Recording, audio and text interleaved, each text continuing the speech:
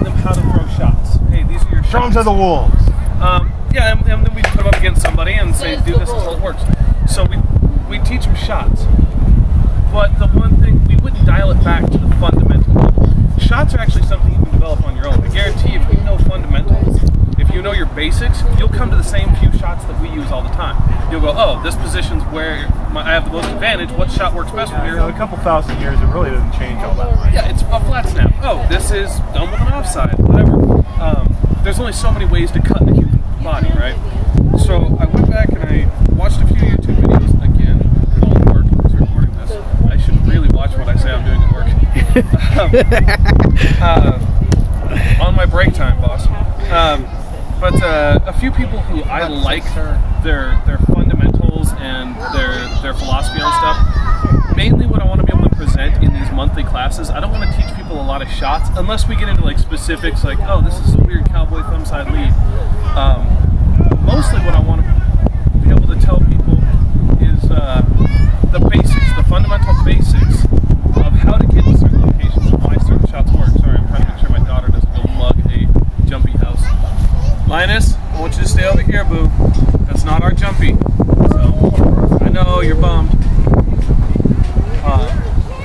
So regardless, I want to kind of break these up into 4 different sections.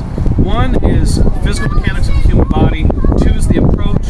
3 is the fight, if you will, that close game. And 4 is the retreat, or the withdrawal.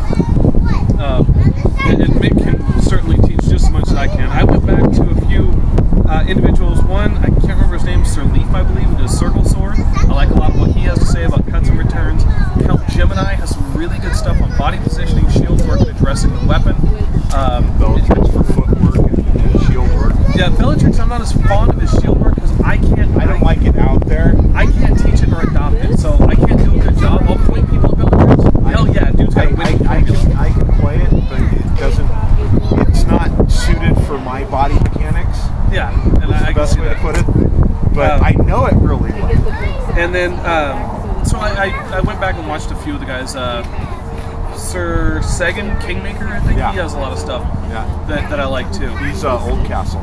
Yeah, he's got that Old Castle kind of stuff. So, regardless, first off with the human body, a couple of things. One, a couple weeks ago when we fought, we ran into some conditioning issues. As far as just physical ability goes, this is a highly taxing sport that you throw 60 pounds of gear on and then we're like, go run a mile for an hour. It's a pain in the ass to try and pull off. Alger and I are in the gym 3 to 5 days a week, and that's still not enough. If you had to focus on any kind of extracurricular exercise, I would focus, number 1, primarily on cardio. Yep. Start jogging. Start cycling. Cycling's better than weights. Get on an elliptical. Whichever. Do what works, but work the cardio. Look at some of those CrossFit routines and stuff like that. Those have some great cardio work in them. But cardio is your number 1 thing. Second, when we look at mechanics, like if you're in the gym, if you're going to be doing weightlifting, a lot of people like those nightclub muscles and stuff like that. They're in the gym training. Yeah, I'm in the gym. I'm going to crowd in a couple of months. They start doing nightclub muscles. Well, we're not going to pick up chicks, though it happens. There's certain areas you should focus on when it comes to developing your physical, your body. One is your neck, and that's really kind of underclassified. My neck used to be like 4 inches longer, but 15 years of wearing heavy-ass helmets have compressed me by a couple of inches. I don't really have one. Yeah, neither do I. I have a trunk. Shoulders that hold up my head. But if you're in the gym or if you're at home, walk around with a helmet on your head. Walk around, get used to that weight on your neck. Bang your head on a wall when you go around a corner. Get used to that impact. Yeah, thank you. I have nice walls at my house. Yeah. One of the things I noticed, the first Estrella I wore, that's the heaviest helmet I've ever owned. The first Estrella I wore that, about 3 hours in, I was used to the weight of my helmet. About 3 hours in, this part of my neck and back started to ache. And the only way I could alleviate the pressure was to tilt my head way back, but the Gorget doesn't allow that. So I just had to stand there and deal with it. And I'd take my hat off all the time. I've gotten used to it now, but be aware of that. do neck exercises, they have like Towel. rigs for you to do. Huh? Use a towel. Yeah. You just say, Yeah, they against it, and you're pulling back. exactly. Thing. Isometric. I do these here, the isometric head pulls and all that garbage. So be aware of your neck. When it comes to your body, your shoulders, you don't need to worry about so much about lifting with your shoulders. You want mobility and you want endurance in the shoulders. The shoulders are what supports your shield. The shoulders are kind of your base for your sword as well. As you get tired, you start to do things like float elbows out and try and compensate with the rest of your body. Your shield work. Your shield does this, and your body starts to get this like skinny and lean to it, where you're. And then you get an asshole like me that goes for a cup thrust. Yeah, and you can't hold that You shield got up nowhere to anymore. go. Keep that shield in place. So lightweight endurance exercises are great in the gym. Stop taking elevators, start using stairs. Yeah, a lot of guys want to work the bicep. Biceps rarely used in. It's elbow, forearm, wrist. It's tricep and forearm, and the tricep only at the very end of a shot on the extension. Yeah, That's the only but time if you're you really. throwing sabers, cuts, Yeah. that's all forearm. It's the mechanics. You can isolate the upper arm completely and still throw those Yeah. mechanics, and that's all this group of muscles. So you do forearm exercises. Keep your wrists limber in the gym, stuff like that. One good thing that I do with my students is go home, find a shovel, take your shovel and hold it so that the end of the handle is resting in your palm. So the end of that is right up against the heel of your hand. Hold it out. Okay. You don't want to be holding it like that. You're cheating. You're allowing it to brace on the wrist. You hold it at the very tip, and then start doing your. We used to use lead pipe, and you can just sit there and do this. Lead pipe. I like the shovel because it's so much longer and the tip is so much heavier. It really isolates the workout in your forearm and in your elbow. After about 5 minutes of that, if your arm is not burning, Here I go. you cheated. Or you get a weight, 5-pound weight, Yes, string, and do the crawl straight out. Yeah. And then you go back down. you go back down and you want to die. Those are great for your forearm. You'll know you've started to develop, we call it the sword fighter muscle. It's this one right across the back of the forearm, and it's usually used on returns. It's what pulls your sword back. It's your guarded position. The muscles responsible for extending the forearm are here. The ones responsible for contracting are right here. So work your forearms in the gym. Don't worry so much about your biceps. Your triceps, they'll come along. But if you push-ups are great. The pecs are responsible for drawing the arm across the body, and they'll provide you with some of your foundational strength. So when you extend your arm, your pec is responsible for pulling that across. So push-ups are great for that. Another one that I found is your waist and your hips. There is a way to strengthen those, and you want to go and get. You can use your helmet, preferably a dumbbell weight, just a plate, and hold it like this. Put your legs out, about like that, and get used to doing this with it while you're holding that weight, and that'll strengthen the cartilage in your hips. And it'll also strengthen in the muscle grouping around the back of the lower spine. And that's really important when you're fighting. If you're down like this, you're putting a lot of pressure on your lower back and on your hips. You also have to realize that when we put our gear on, we're top heavy, and it raises our center of gravity, which is actually right about here. It raises our center of gravity up to like here. So if I'm fighting you and I tip forward, my center of gravity is now extended. The thing that's keeping me from tipping over forward is the muscles in my lower back, my leg here, and my good posture here. So that's all core. When we're talking core, you want to go in and do core exercises. You want to work your lower back, you want to work your core. There's no way of getting around it. Sit-ups, all kinds of stuff is great for core. Kettlebell stuff is great for core. So, if you're in the gym, focus on hip mobility. We used to do convex duck walks, where you're doing this forward. Just working on your hip mobility, keeping your chest up, working on moving your hips, and again, that gives you that. I'm in panic mode. And I sit here because it's all I have. This is never a position I want to be in, but I need to be launching from here. And if I haven't trained some kind of mobility or squat. I love squats. Squat anytime you can. Get good quads. So find some way to get some foundational strength going.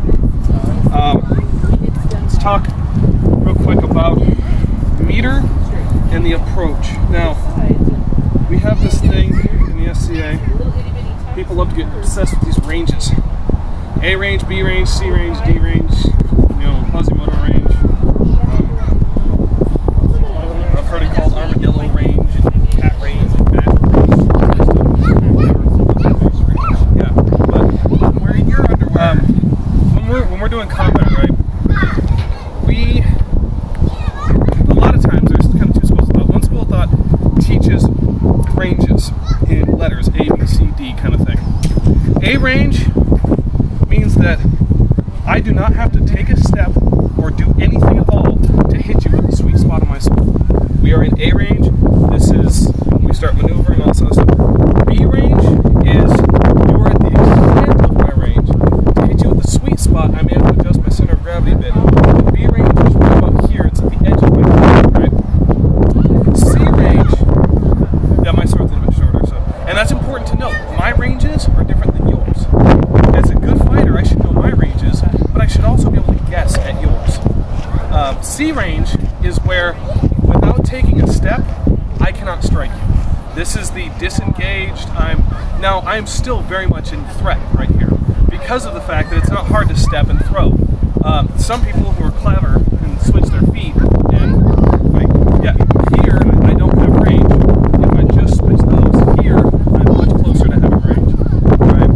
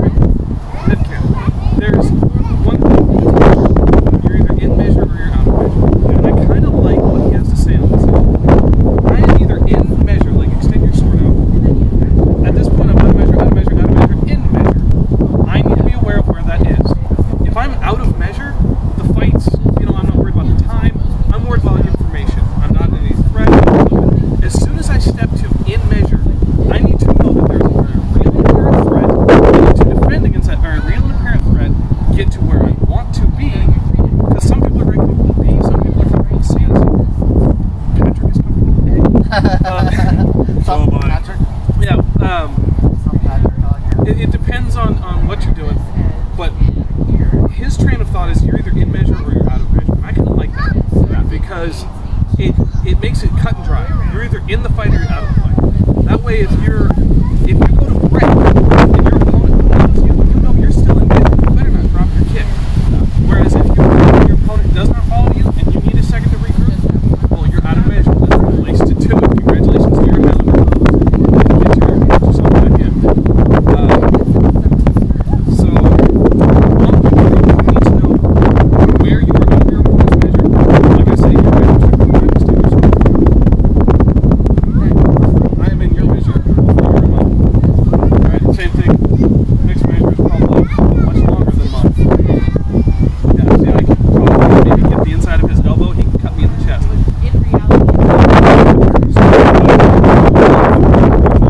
That's what it is. I cut some inches off my sword for tournament. I got my sticks right here. I kind of like that one because it's got nifty balance for a pedal stick. I shouldn't. I'm actually going to be getting about that long. Yeah, I was going to find that it's Just for fun. I like short sticks. when we're inside. Now this comes back to what I was talking about last week. Oh, sorry. When we're closing measures. You need to remember there's some things that play your advantage. One of those things is your +5 invincible.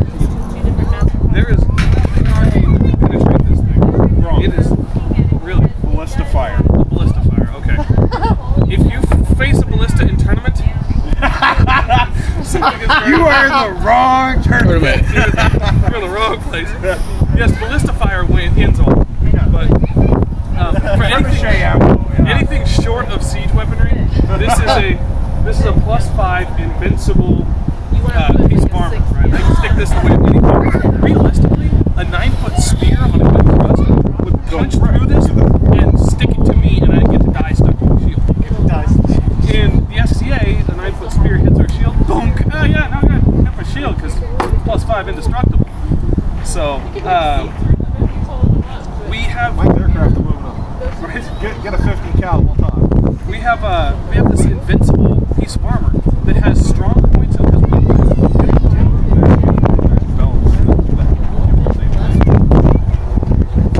Oh yeah. But someday I'm gonna get I'm gonna get strong point and weak point markers. Jim and I talks a lot about the strong points and weak points of your shield. And you need to know these. The heater shield, my strong points are this corner, this corner, and this tip. That's what I should do. This corner might extend down onto this front edge just because it comes across to protect parts of my body. If you look at the use of my shield, it's right here, there, it's right here, and it's down here. On those edges. That's where I block. That's what a heater shield is designed to do. The weak points are along the flats at the top and the flats at the side. Now, if I address you right here, okay, and you throw a flat snap, if I don't do anything, you've attacked this flat basically, and you're going to come through and nail me in the face, right? So the response I have is to address that with a corners. I need to put my corners, my strong point, my shield, in the way of your sword. Same thing if you come to the leg. If I don't do anything, if you throw other leg, where around here, if I don't do anything, you're going to crack me in the leg. So I have to address that by sticking my strong point, my corner, in the way. When you look at an opponent's shield, An extension of that is the back corner of the shield for wrap. Right. Is most of your shield work, about 90% of your shield work, is not this. Okay. It's literally tilt. All you need to do is just tilt that shield. Okay. Imagine like right there on your arm where your arm rests on your shield. Imagine a bar stool swivel there, and that's all you have to do. Okay. If you're doing this, you're already dead. You just haven't realized it yet. that's my little trouble. I'm tired in the tournament. If I end up like this or something, I'm like, oh god.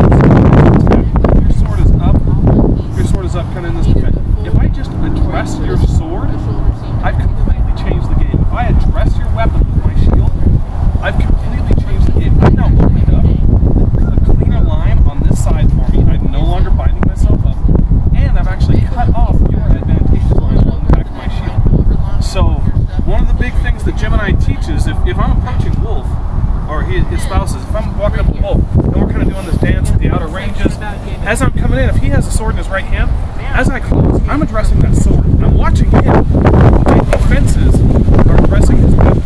That works great, especially if you get some of these guys who like float this number out here or what have you. If you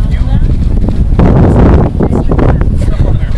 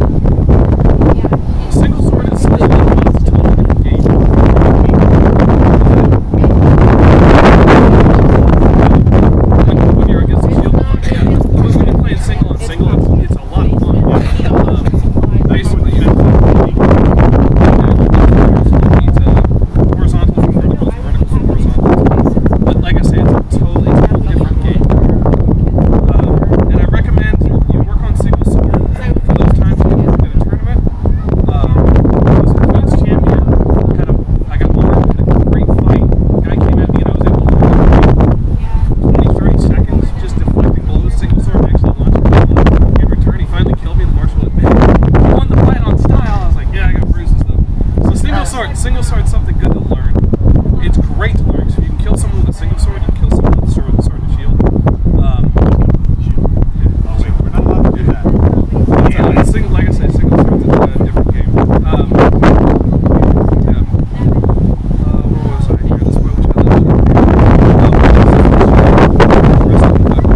So, you need to be aware of the weaknesses and strengths and use those to fight. And I need to. I also need to know the weaknesses and strengths of your shield. It's a round shield. These, good. And their strong points are tops, sides. I would and disagree. Would you? Yes. You put it on the parallels or the corners? Okay. The reason I disagree, your real to me, the strong points on a round shield are the top and the bottom and the surface areas and your basket health. Sides, You have to back. have a lot of control because if you hit here, it Yeah, turns you it. can. Same with I the have back. tabled so many round shields and gated them that I do not consider the outer side edges to be a strong point at all. That is weak as And we're talking two different things here. In the Gemini bit, they talk about the cone of defense and Yeah. just what is available against these cutting shots.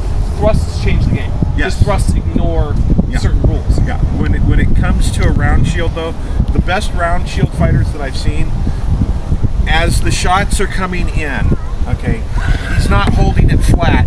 He's actually turning his wrist so that this is coming over here, okay? So you don't have that so much. So if you turn your wrist and pivot outwards. You're trying to punch the. like, yeah, you're actually turning your handle just a little bit, not like this, but yeah, that way that strong shot to the outside is being picked up by the stronger top edge, and what makes it the stronger side is because of the orientation of the handle. The handle, I don't care how much grip tape you put on it. Some guy comes along with a 7.5-foot greatsword and blasts you on the outer edge of that shield, it will spin in your hand. Period. Okay, so when you're with a round shield, it becomes really important against stronger hits to turn that so that the orientation of the handle compensates for the weak spot of the shield. Make sense? Didn't mean to take over. Yeah, I'm gonna have to cut things short, so I gotta get the bag at some point. We'll go more into that because I agree with everything you're saying. I think we're saying the same thing. A little bit, yeah. Yeah, I think we're talking about the same thing. Regardless, look into researching the strengths and weaknesses of whatever